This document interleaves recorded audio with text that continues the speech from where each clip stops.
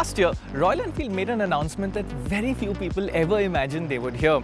Effectively, they said they were going to go racing and they were going to do it with this. Now, after a very successful Season 1, Royal Enfield is back for Season 2 and they've invited us over to try out the updated race bike.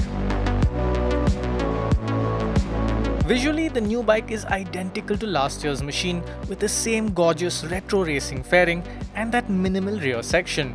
Like last year's model, this race bike weighs about 25 kilos less than the stock Continental GT650, and a big chunk of that comes from the wicked sounding stainless steel exhaust system, which alone saves 16.5 kilos. This year's bike will be slightly lighter as well thanks to a few new aluminium components, but the overall looks and the weight are mostly very similar to last year's race bike. Let me quickly take you through the changes made to Season 2's bike. Visually, it is identical to last year, and if you notice, this bike has quite a bit of damage on it. It's actually one of the race bikes. We literally pulled it out of the pit lane, put it here to shoot. Now, on a normal road bike, this sort of damage wouldn't look very nice, but on a race bike, it tells a story. It shows that the bike has lived a hard life, and I think it's pretty cool. Anyway, over to the changes. First of all, we now have new soft compound rubber by JK Tyre. Now, the lap times from round 1 this year are the same as the lap times from round 1 last year, and last year's bikes were using Metzeler Race Tech tyres, so that's pretty impressive. Further forward, we've got some lovely aluminium rear sets, there's new aluminium clip-ons, and the biggest change is happening over at the front on the brake caliper. This year, they have thermally insulated pistons, they're using new brake pads, and the racers tell us that the brakes this year are really very good.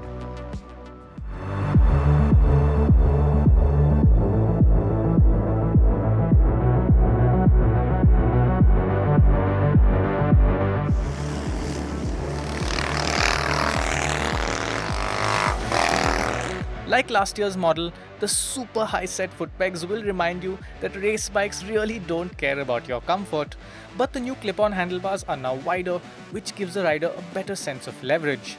This is a helpful thing because despite the significant weight savings over the stock motorcycle, this is still a 190 kilo odd bike, and you have to respect that. Pushing the front end into a corner on the brakes needs a lot more consideration and planning because it certainly isn't as easy to change lines mid-corner as it would be on a smaller and lighter race bike.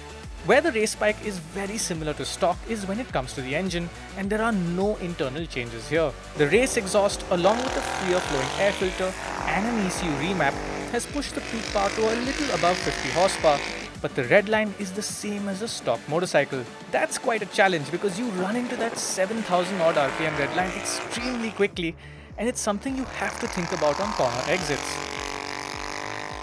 On the upside, these conservative modifications mean that the engine retains the rock-solid reliability of the stock motorcycle.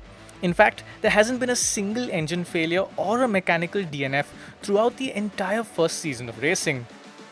The Continental GT-R 650 is quite unusual for a race bike. It is still a big, heavy thing with quite a low red line. However, it is capable of setting some pretty quick lap times. Now, this will never be as fast as a proper souped-up race spec RC390, but that's not really the point. I think there are two things that this race bike is showing really well. A, it shows how good the base 650cc platform is in terms of its ability and its reliability. And B, it brings in a whole new level of cool factor into 650cc ownership. That is pretty much the ideal setting when you say race on Sunday, sell on Monday.